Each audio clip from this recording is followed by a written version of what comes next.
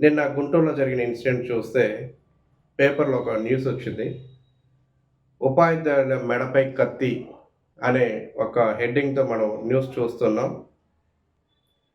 DEO హెచ్చరికలతో ఆసుపత్రి పాలైన ప్రధానోపాధ్యాయులు. ఆ న్యూస్ ఏంటో మనం చూడడానికి ప్రయత్నం చేద్దాం. 10వ తరగతి పరీక్షల్లో 100% ఉత్తీర్ణత పేరుతో ఒత్తిడి.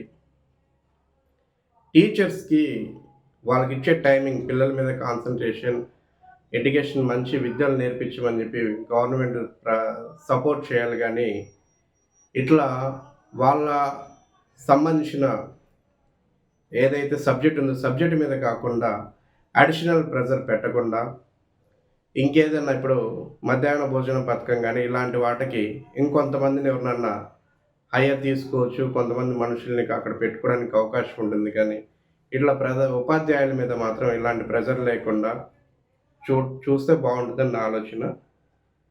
సెకండ్ పాయింట్, విద్యార్థులైతే హెచ్ఎంను తిట్టిన డీఈఓ.